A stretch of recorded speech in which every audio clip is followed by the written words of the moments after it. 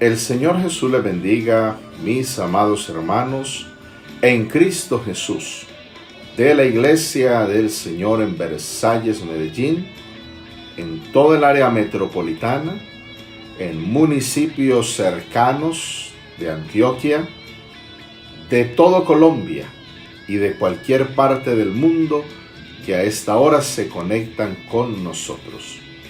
Bienvenidos a nuestro programa de hoy, La Biblia Responde. Estamos agradecidos con el Señor porque hasta aquí el Señor nos ha ayudado, nos ha fortalecido, nos ha guardado.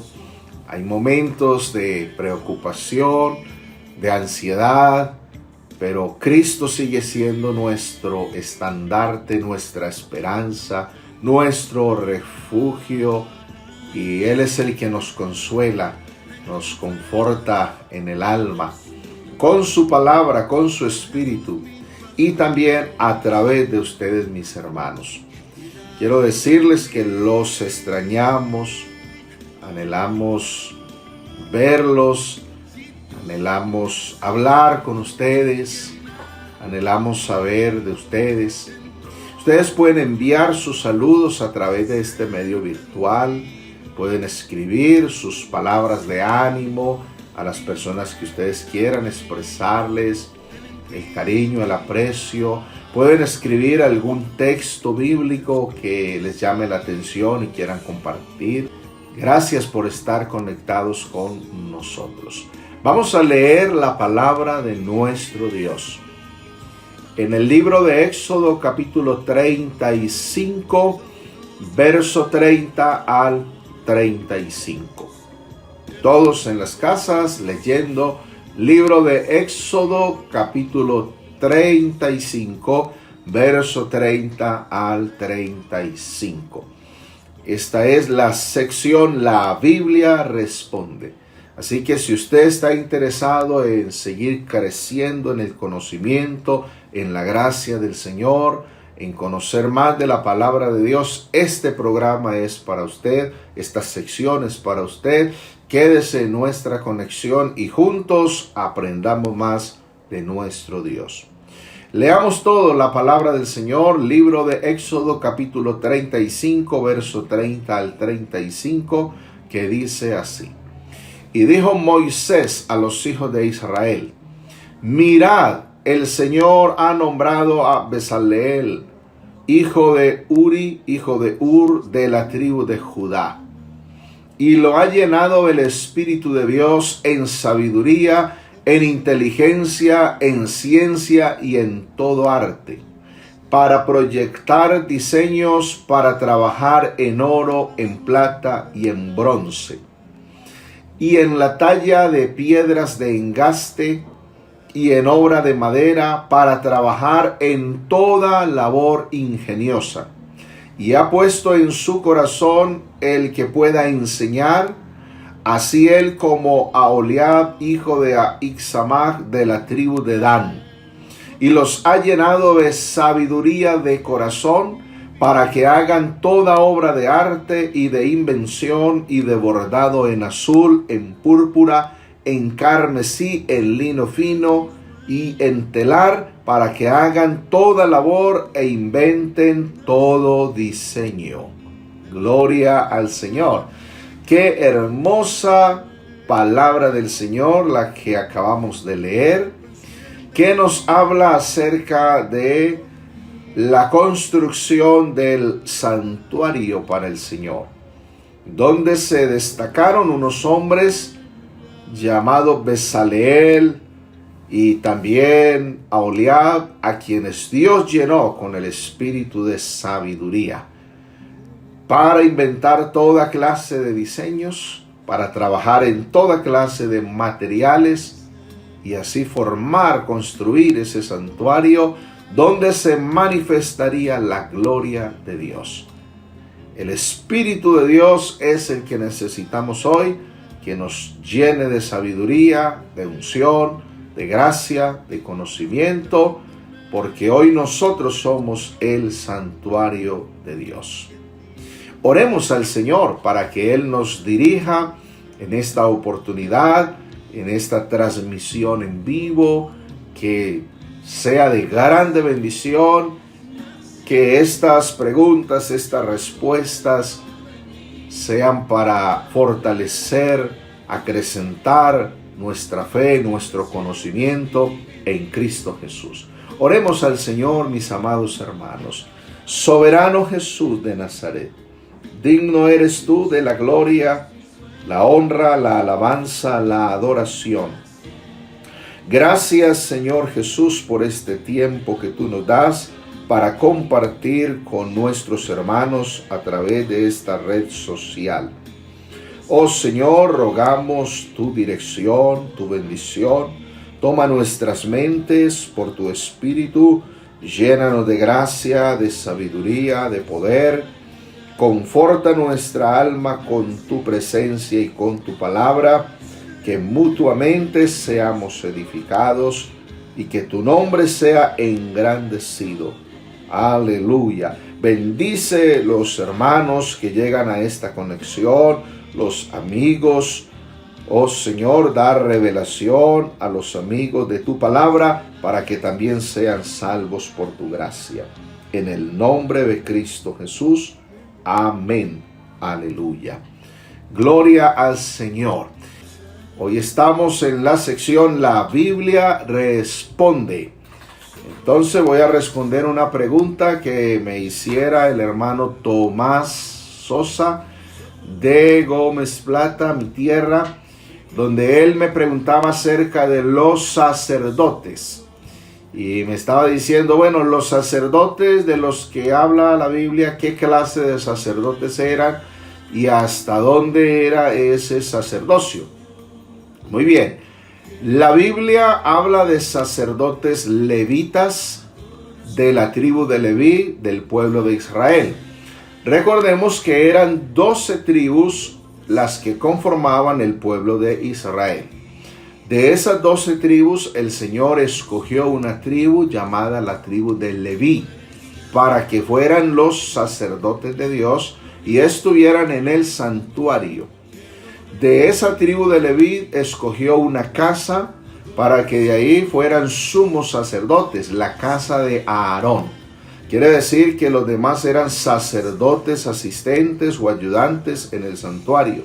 Pero de la casa de Aarón eran sumos sacerdotes, los que tenían un ministerio especial de poder entrar al lugar santísimo, de quemar incienso, de hacer expiación, de tener un encargo muy diferente, más a profundidad que los demás sacerdotes. No eran sacerdotes católicos. En la Biblia no aparecen sacerdotes católicos porque los sacerdotes católicos vinieron a aparecer 300 años después de Cristo.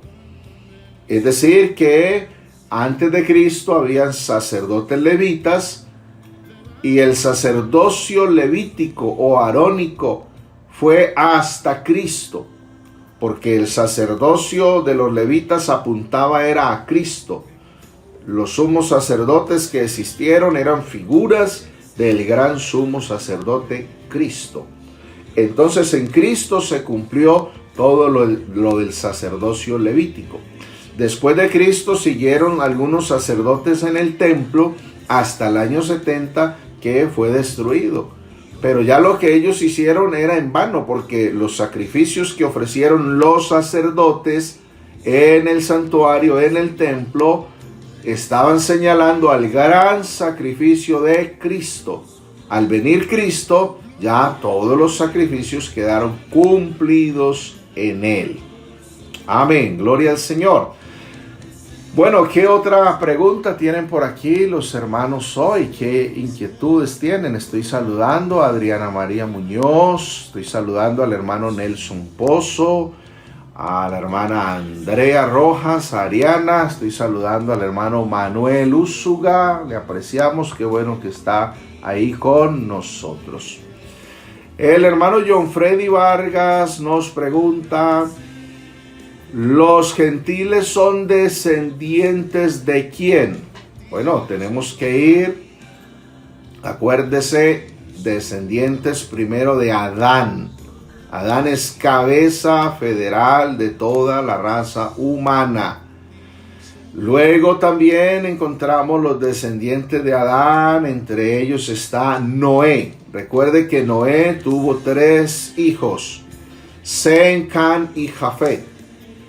Y si usted lee en el libro de Génesis el capítulo 11, donde aparece el episodio acerca de la Torre de Babel, cuando toda la tierra tenía una sola lengua, unas mismas palabras, y decidieron ponerse de acuerdo para construir una torre cuya cúspide llegara al cielo para observar los astros y adorar los astros. El Señor descendió y confundió el lenguaje de todos ellos, y entonces de allí salieron los 3 hijos de Noé en direcciones diferentes. Sem habitó en Asia, Can habitó en África y Jafet habitó en Europa. Y ahí se dio origen a las naciones. Las naciones es lo que se conoce también como gentiles. Los gentiles dominaron el mundo los primeros 2000 años. De Adán hasta Abraham hay más o menos 2000 años, y esos son los descendientes. A partir de Abraham es que Dios levanta un pueblo diferente, y de Abraham es que comienza el pueblo de Israel. Entonces, los gentiles son descendientes ¿de qué? De todos los que no son israelitas. También me hicieron una pregunta esta tarde acerca del velo en la mujer. ¿Por qué algunas mujeres o se menciona el velo en la Biblia? Inclusive hay algunas religiones como la Luz del Mundo, aún como la Asamblea Apostólica, que usan las mujeres un velo. Primera a los Corintios, el capítulo 11, el verso 15, nos está diciendo que desde el verso 14, la naturaleza misma nos enseña que al varón le es deshonroso dejarse crecer el cabello. Verso 15, por el contrario, a la mujer dejarse crecer el cabello le es honroso, porque en lugar de velo le es dado el cabello. Con todo eso, si alguno quiere ser contencioso, nosotros no tenemos tal costumbre, ni las iglesias de Dios. Entonces, en Corinto, algunas mujeres se dejaban crecer el cabello. Las mujeres cristianas, esto era lo que las identificaba, porque en lugar de velo, pues el cabello iba a mostrar que eran mujeres y que eran cristianas. Muy por el contrario, en Corinto, las mujeres que se rapaban la cabeza pertenecían más que todo al gremio de las mujeres que trabajaban en la vida sexual, mujeres que ejercían la prostitución. Entonces hay una diferencia ahí. Eso lo pueden ustedes investigar, donde se habla acerca de corintizar, que quiere decir prostituirse. Entonces, para marcar una diferencia en eso. Ahora, si alguna mujer quisiera usar velo para ir al culto o para estar en la iglesia, pues lo podría hacer, pero no es nuestra costumbre, no es nuestra cultura. ¿Cuál es nuestra cultura? Que la mujer cristiana tenga su cabello largo. ¿Qué otra pregunta tienen por aquí, mis hermanos? Vamos a mirar inquietudes. Estoy saludando a Jonathan Jiménez, a la hermana Rosa Granda, a Pamela, Michelle, a Joseph. ¿Qué otras inquietudes tienen por aquí? Hermano Nelson Pozo, ¿qué inquietudes le ha generado la palabra del Señor? A ver, estamos esperando sus preguntas. Saludos a la hermana Libanés López, al hermano Alex David, allá en el retiro. Que el Señor los bendiga. Por aquí están preguntando acerca de Elías. Entonces están diciendo de qué pueblo eran los hombres que alimentaban al profeta Elías. Esa pregunta tiene que ver con lo que aparece en el primer libro de Reyes. primer libro de Reyes, está hablando acerca de capítulo 17, verso 4 al 6. Entonces la pregunta que me hacen es: ¿de qué pueblo eran los hombres que llevaban alimentos a Elías?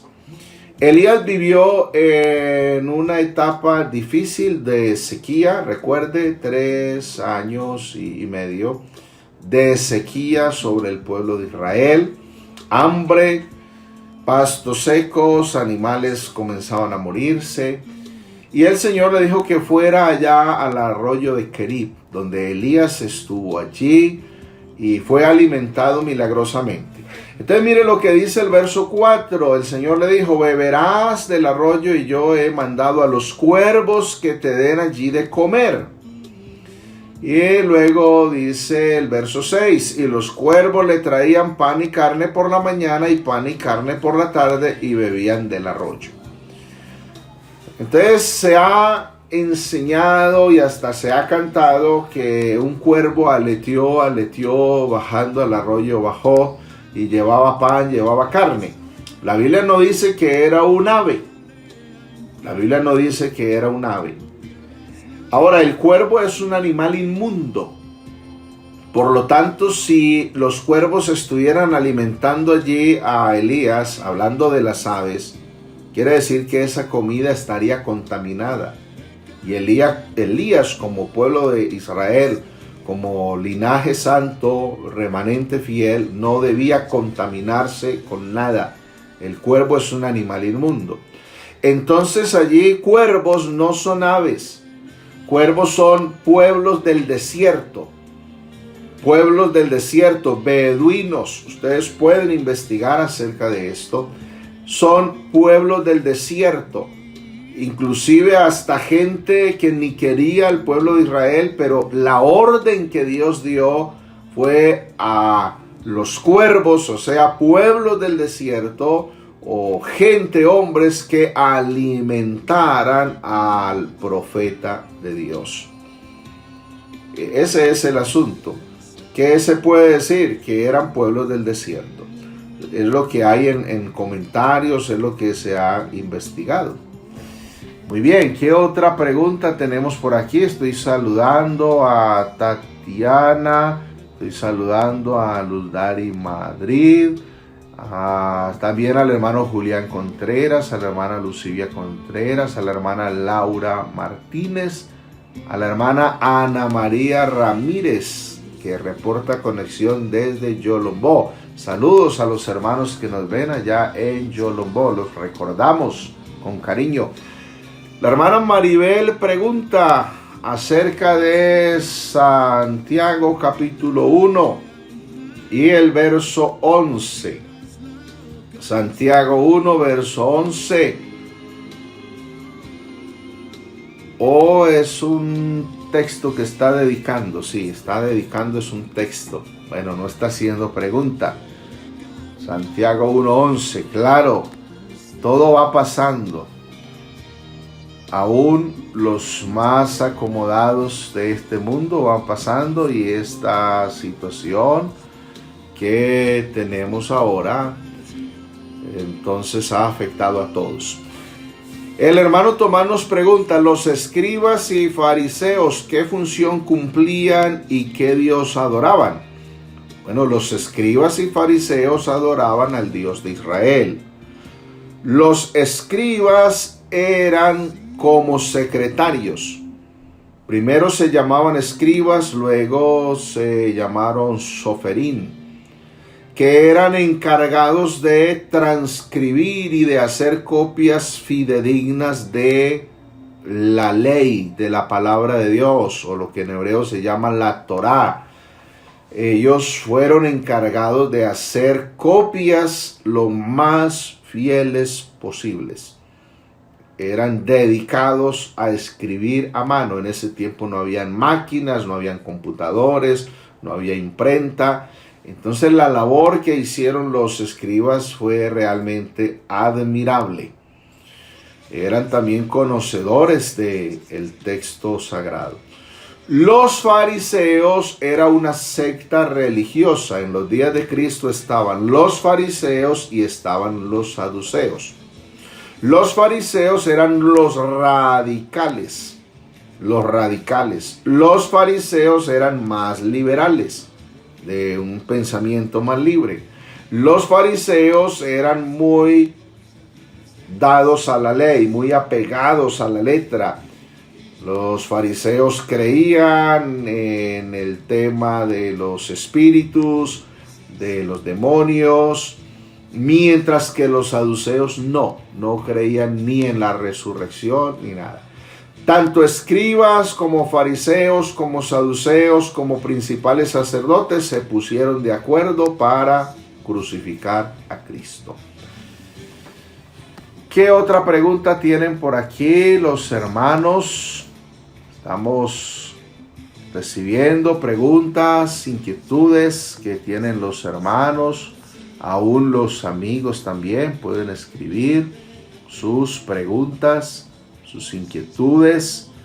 Aquí estamos recibiendo preguntas de los hermanos que quieren aprender, que quieren edificarse más. A ver, la hermana Lady Diana Bendaño, preguntas que en estos días me dijo, escribí unas preguntas y no me las respondió. No las alcancé a mirar, pero ahora estoy aquí más pendiente de las preguntas, de las inquietudes que tengan aquí mis hermanos. Otra vez el hermano John Freddy nos pregunta acerca de segundo libro de Samuel, capítulo 24.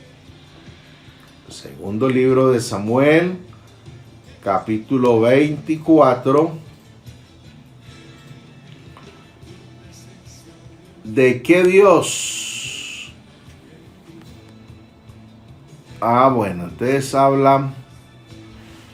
habla de segundo libro de Samuel 24:1, donde dice que se encendió la ira del Señor contra Israel e incitó a David contra ellos a que dijese: ve y haz un censo de Israel y de Judá. Eso confrontado con primer libro de Crónicas, capítulo 1, verso 21. Capítulo 21, verso 1. Pero Satanás se levantó contra Israel e incitó a David a que hiciese el censo. Ojo, que aquí tenemos que ver algo. Y es los escritores y las épocas en que escribieron. Primero se escribió el segundo libro de Samuel, antes del exilio. Después se escribió primer libro de Crónicas. Esto lo podemos corroborar, porque ahí es donde está el detalle. ¿Qué se escribió primero?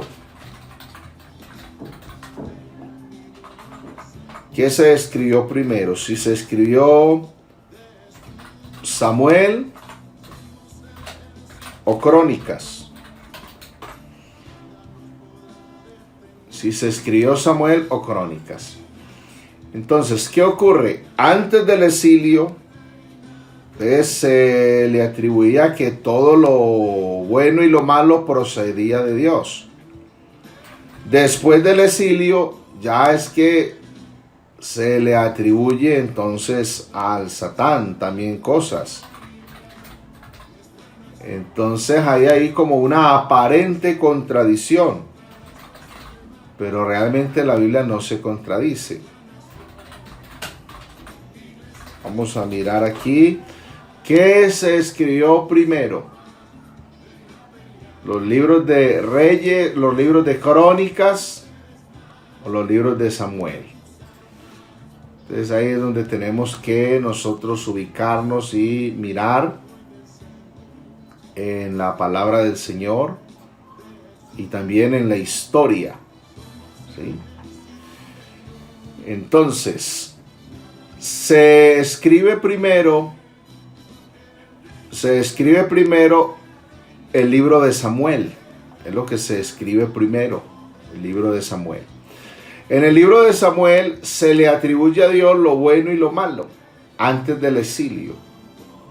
Crónicas se escribe después del exilio.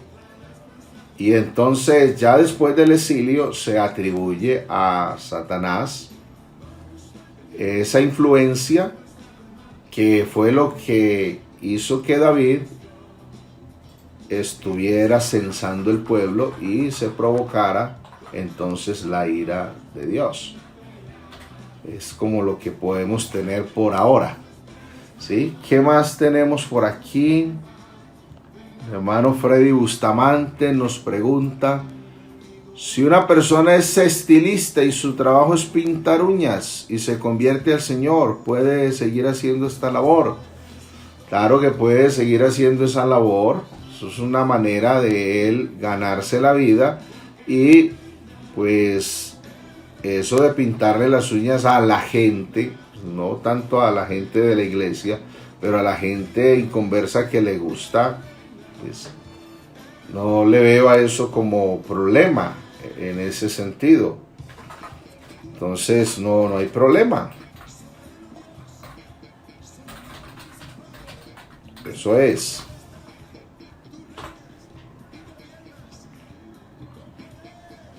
Ese es el detalle. A ver, ¿qué otra pregunta más tenemos por acá? Estamos recibiendo inquietudes que tienen los hermanos. El hermano Hernán nos pregunta si es verdad que en el día del arrebatamiento no nos vamos a conocer.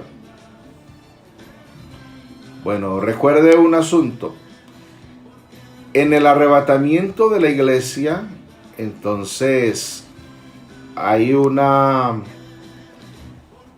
de parte de Cristo hay una asimilación de identidad, donde hay una identidad individual que tenemos ahora, con un nombre. Ahora tenemos una identidad individual, con un carácter. Cada uno tenemos un temperamento, una personalidad diferente. Pero en el día en que Cristo arrebate la iglesia, esa identidad individual va a ser asimilada por una identidad colectiva. Recuerde que somos el cuerpo de Cristo. Recuerde que somos la iglesia del Señor, la esposa del Cordero.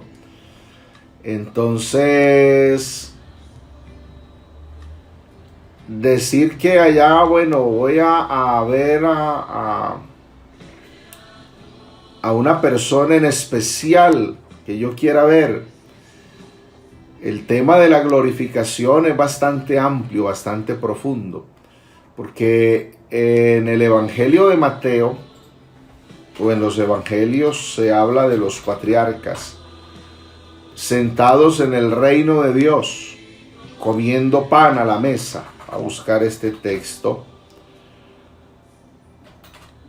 Y entonces encontramos aquí algo también interesante con relación a estas preguntas. Mire, con relación a comer pan en el reino de Dios.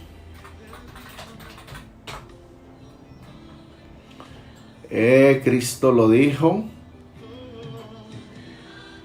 Por aquí está en el Evangelio de Mateo, Marcos.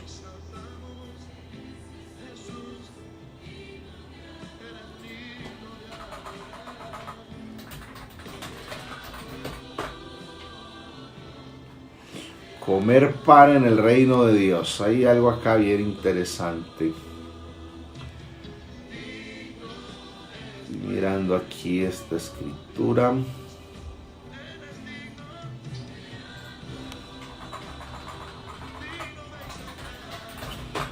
Sentados a la mesa en el reino de Dios. Yo creo que hay ante todo como una asimilación de la identidad colectiva. Nuestra identidad individual va a pasar a una identidad colectiva cuando Cristo levante su iglesia. Aunque también hay una medida en que se conocerá, pues, los que han sido patriarcas, los que han sido apóstoles. Bueno, tiene que haber también como una distinción. Tiene que haber una distinción. Entonces, vamos a mirar por aquí en Mateo. Estoy buscándole este texto que habla de sentarse en el reino de Dios.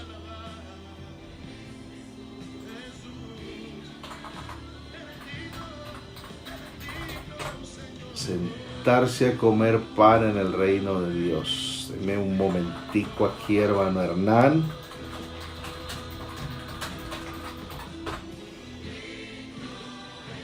Bueno, Lucas capítulo 14 es que nos habla de esto. Lucas capítulo 14 nos habla algo de esto. Entonces dice que oyendo, 14 verso 15, oyendo esto, uno de los que estaban sentados con él a la mesa le dijo: bienaventurado el que coma pan en el reino de Dios. ¿Sí?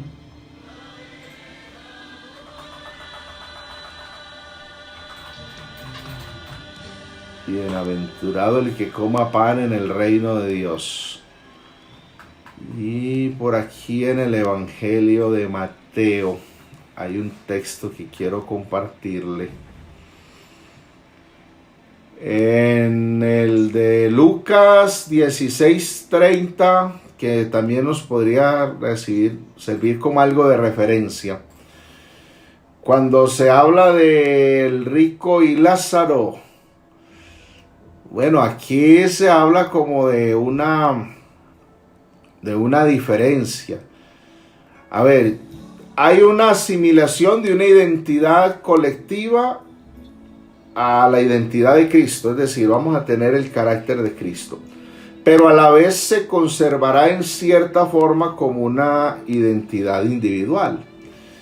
Porque en Lucas 16:30 el rico está diciendo a Padre Abraham, el rico está diciendo: no, Padre Abraham, pero si alguno de entre los muertos fuere, y se arrepentirán.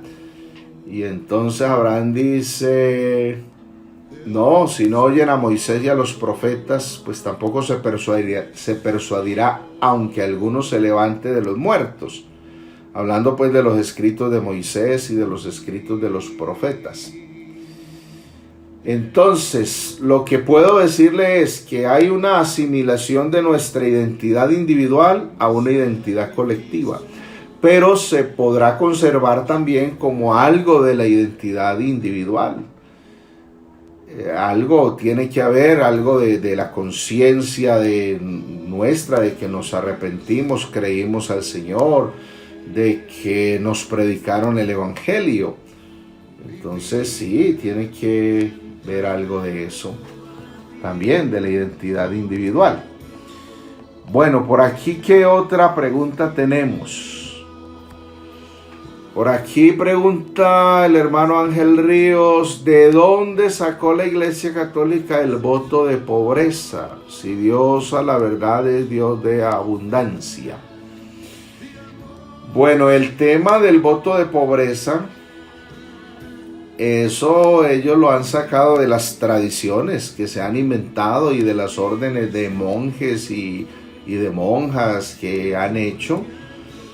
Y han habido algunos personajes, entre ellos, que han hecho votos de pobreza.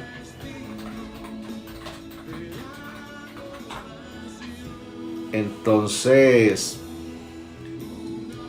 también está como de malentender el asunto de Cristo. No, es que Cristo no tuvo una casa, Cristo no tuvo una finca.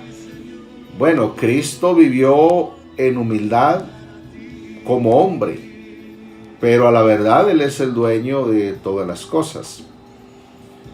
Entonces, los votos de pobreza es más que todo una tradición, más que todo una tradición. No quiere decir que porque alguien haga un voto de pobreza y renuncie a su comodidad y quiera vivir una vida austera, entonces eso no quiere decir que todos los demás tengan que ser así. No. A ver, voy a responderle la pregunta a la Adriana María Muñoz. ¿Qué pregunta tiene por aquí? No estoy viendo la pregunta de ella. Estoy buscando la pregunta de Adriana María Muñoz. Adriana, pregunte por favor, vuelva a escribir su pregunta, ¿qué es? Mientras tanto le respondo por aquí a la hermana Maribel del Salmo 31:6. A ver qué está preguntando la hermana Maribel del Salmo 31:6. Dice: aborrezco a los que esperan en vanidades ilusorias, mas yo en el Señor he esperado. Bueno, una forma de responderle este texto a la hermana Maribel es ciertamente comparándolo con otras versiones de la Biblia. Voy a buscar ese texto para que vea qué quiere decir vanidades. Traducción en lenguaje actual dice: odio a los que adoran ídolos, pues estos no sirven para nada, pero yo en ti confío. Entonces, hermana Maribel, una cosa es la vanidad que las personas tienen de maquillarse, de pintarse las uñas, de hacerse cirugías estéticas. Eso es una vanidad personal, del gusto personal que la persona tenga de arreglarse. Otra cosa es la vanidad del Salmo 31:6. La vanidad que habla del Salmo 31:6 son ídolos. Ídolos. Eso es. A ver, hermana Adriana María, busque pues su pregunta, qué es lo que me está preguntando, porque le busco por acá y no encuentro cuál es la pregunta que hace. Entonces quiero que formule su pregunta. ¿De qué es que está preguntando Adriana María Muñoz? Porque no le encuentro. No. Listo. Entonces formule su pregunta. Adriana María Muñoz. Y el que quiera también, ¿qué otra pregunta tiene por acá? Alois Rodríguez, entonces nos está preguntando: si en el hogar creen que Dios es el único y hacemos las cosas conforme a su ley, pero no somos de la iglesia de ustedes, no tenemos definida ninguna religión. Bueno, Alois Rodríguez, si en mi hogar creemos que Dios es el único y hacemos las cosas conforme a su ley, pero no somos de la iglesia de ustedes, no tenemos definida ninguna religión. Hay un asunto que yo quiero responderle con Hebreos capítulo 10. Hebreos 10, verso 25. Hebreos 10, verso 25 dice: no dejando de congregarnos, como algunos tienen por costumbre, sino exhortándonos, y tanto más cuanto veis que aquel día se acerca. Entonces, usted tiene revelación, o en su casa tienen revelación que Dios es uno. Eso está correcto, eso está bien. Obedecen la palabra de Dios, está bien, pero no se congregan, no pertenecen a ninguna congregación. La pregunta que habría que hacer ahí sería, bueno, ¿por qué no se congregan? ¿Cuál es la razón? Porque numerosos textos en la Biblia nos enseñan que es muy importante congregarse para tener comunión con los hermanos, para tener la dirección de un pastor, porque el Señor ha constituido pastores sobre su iglesia para pastorear, para apacentar la iglesia. Y también porque en la medida en que nos congregamos, tenemos comunión con los demás hermanos, los demás miembros del cuerpo de Cristo, pues vamos creciendo, nos vamos edificando, nos vamos fortaleciendo. Entonces, de un lado está muy bien conocer al único Dios, pero del otro lado creo que está incompleto el que hace falta que se congregue. Entonces, hay que analizar el por qué no se congrega. La hermana Ana María Ramírez pregunta: cuando la Biblia habla del Leviatán, ¿se refiere a una profecía o a una metáfora? Es algo que quiere saber. Bueno, hay varios textos en la Biblia que hablan del Leviatán. En el libro de Job se habla del Leviatán. En el Salmo 74 habla del Leviatán. En el Salmo 104 también. Entonces habría que mirar los contextos. Es lo que hay que mirar, los contextos. ¿En qué contexto está hablando del Leviatán? Lo que puedo decirle es que el Leviatán es una figura literaria para referirse al Satán. O sea, es un símbolo. Por ejemplo, en Isaías 27, verso 1 dice: en aquel día el Señor castigará con su espada dura, grande y fuerte al Leviatán, serpiente veloz, y al Leviatán, serpiente tortuosa, y matará al dragón que está en el mar.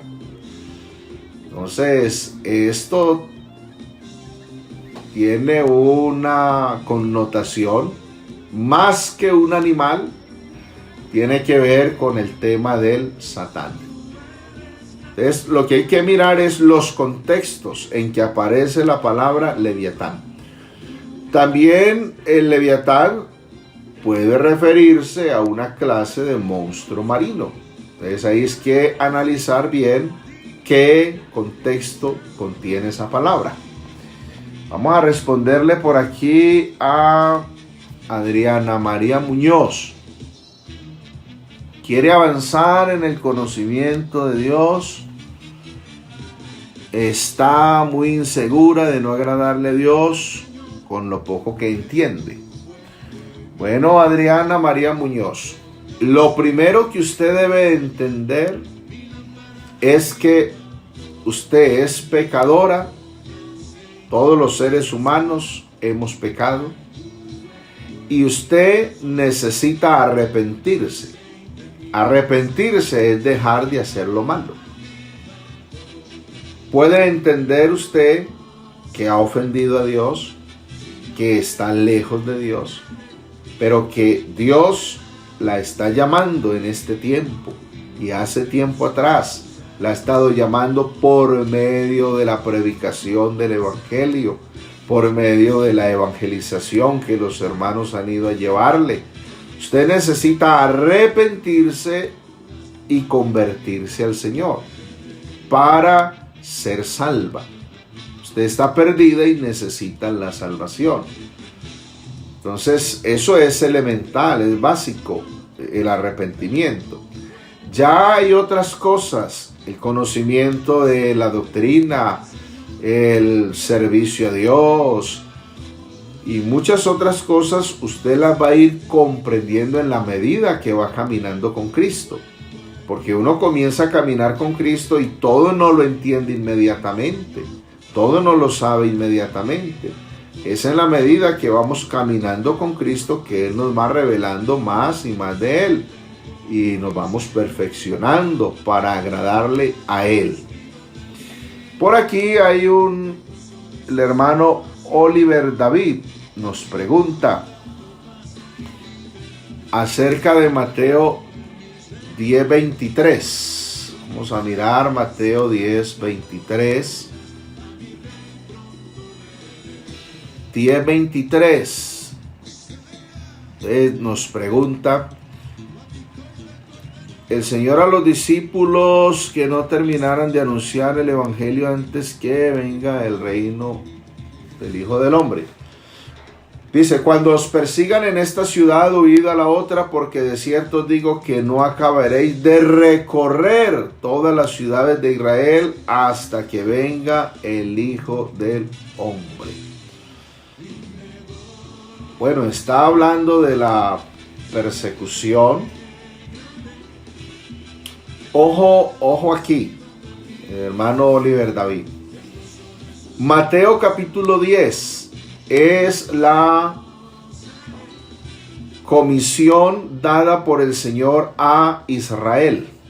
Mateo capítulo 10 es la comisión dada por el Señor a Israel antes del Calvario. Recuerde que hay dos comisiones. La primera comisión es nacional, solo para Israel. Mateo capítulo 10 es solo para Israel. Fíjese que ahí mismo en Mateo 10, verso 5, está diciendo: a estos 12 envió Jesús y les dio instrucciones diciendo: por camino de gentiles no vayáis y en ciudades samaritanos no entréis, sino id antes a las ovejas perdidas de la casa de Israel. Eso es. Entonces, la primera comisión es nacional, solo para Israel. Eso es. La segunda comisión, que es después del Calvario, después de la muerte, sepultura y resurrección de Cristo, es internacional, es mundial. Y esa comisión es para las naciones. Entonces, Mateo capítulo 10 está ligado con Mateo 24, con el programa que tiene Cristo con el pueblo de Israel. Recuerde que un programa es con la iglesia y otro programa es con el pueblo de Israel. Mateo 10, Mateo 24 está hablando acerca de lo que es el tiempo de la gran tribulación, cuando a Israel les será predicado el evangelio del reino. El evangelio del reino. Y van a ser aborrecidos, van a ser perseguidos. Y ahí es donde está hablando esto, que tendrán que recorrer ciudades de Israel, y entonces no terminarían de recorrerlas antes que viniera el Hijo del Hombre, o sea, Cristo en su segunda venida.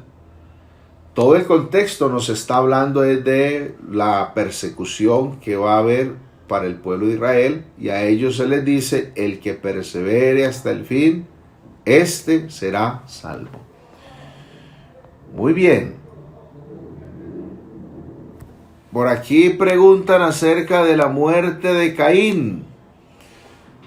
Lo va a responder con Hebreos capítulo 9, verso 27. Mire lo que dice Hebreos 9, 27.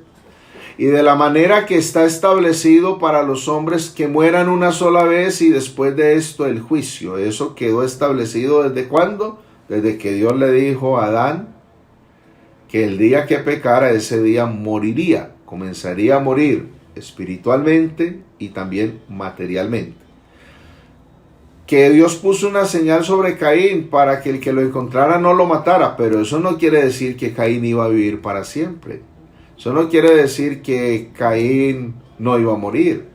Caín murió como cualquier ser humano que haya vivido en la tierra. Entonces, Caín murió, eso es. Por aquí el hermano Ángel nos vuelve a preguntar acerca de el don de profecía, cómo se evidencia hoy en día. Si ya la Biblia todo está escrito, no hay que añadirle ni restarle, según Apocalipsis. Ahí mismo está la respuesta, usted tiene la respuesta ahí. El don de profecía hoy está ante todo dirigido a la predicación, la enseñanza de la palabra de Dios. Quien predica, quien enseña la Biblia, está profetizando. Eso es lo que dice 1 Corintios, el capítulo 14. Cuando habla entonces ahí acerca de los dones espirituales. Verso 1, 1 Corintios 14, 1. Seguid el amor y procurad los dones espirituales, pero sobre todo que profeticéis. Entonces dice el verso 5, así que quisiera que todos hablaseis en lenguas, pero más que profetizaseis, porque mayor es el que profetiza que el que habla en lengua, a no ser que las interpreta, y para que la iglesia reciba edificación. Y entonces fíjese aquí en esta escritura cómo nos instruye acerca de el profetizar, o sea, el predicar la palabra, el enseñar la palabra. El profetizar tiene, o el enseñar la palabra tiene un triple propósito, si se puede decir así. Un triple propósito. Y es edificar, exhortar y consolar. ¿Sí? Eso es lo que hace la palabra. Nos edifica, nos exhorta, nos consuela.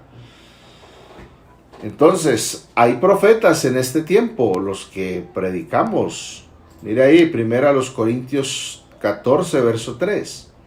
Pero el que profetiza habla a los hombres para edificación, exhortación y consolación. Ojo con los profetas que se han levantado por ahí, que entonces dicen, en el 2020 van a ocurrir estas y estas cosas, en el 2021 va a ocurrir esto y aquello y lo demás allá, que van a haber terremotos, que van a haber pestes, que van a haber hambres, que esto, que lo otro. Ya está escrito en la Biblia. O sea, si alguien se levanta ahora y dice, vea, en el 2020 van a haber terremotos, van a haber inundaciones, van a haber cosas, ya eso la Biblia lo dice. O sea, no están diciendo nada nuevo. Y es que realmente, aparte de la Biblia, no hay nada nuevo que decir. Porque usted mismo se dio la respuesta. Todo está escrito en la Biblia. Y a la Biblia no hay que añadirle, ni hay que quitarle. Ya está ahí. ¿Quién más tiene por aquí una última pregunta? Vamos cerrando por el día de hoy. El hermano Efraín Acosta nos pregunta, ¿qué es la dispensación y cuántas dispensaciones hay? Bueno, la palabra dispensación quiere decir periodo de tiempo. Dispensar también es administrar. ¿Qué se administra? Un tiempo, una época. Y una dispensación es un periodo de tiempo en el cual Dios trata con el ser humano, le revela cuál es su voluntad, cuál es la manera de ser salvo, y cada dispensación termina con un juicio. Entonces, bíblicamente, dentro de lo que se conoce como el dispensacionalismo, encontramos 7 dispensaciones. Cada una de ellas termina con un juicio. Primera dispensación, inocencia, terminó con el juicio sobre Adán y Eva expulsados del Edén. Segunda dispensación, conciencia, terminó con el juicio de la Torre de Babel. Tercera dispensación, gobierno humano, terminó con el juicio del diluvio. Cuarta dispensación, promesa, terminó con el juicio sobre Egipto, la destrucción del imperio egipcio. Quinta dispensación, la ley, terminó con el juicio de Cristo en el Calvario. Sexta dispensación, la gracia. Y va a terminar con lo que es el arrebatamiento de la iglesia para dar paso a lo que es los juicios del Apocalipsis, todo lo que tiene que ver con la gran tribulación. Séptima dispensación, el reino milenial, y va a terminar con el juicio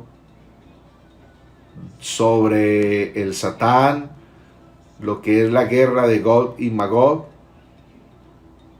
Esas son las 7 dispensaciones que hay. Muy bien. Por aquí respondo la última pregunta del hermano Gerardo Cartagena, que me pregunta acerca del Salmo 137. 137 y el verso 9. Salmo 137, verso 9. ¿Qué nos dice? Dichoso el hombre que tomare y estrellare tus niños contra la peña. Está hablando de la caída de Babilonia.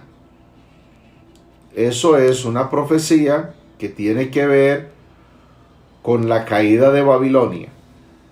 Así como Babilonia estrelló los niños de Jerusalén contra las murallas de Jerusalén, así mismo Babilonia caería. Hablando de los imperios, entonces está el imperio babilónico, el imperio medo-persa, el imperio griego y el imperio romano.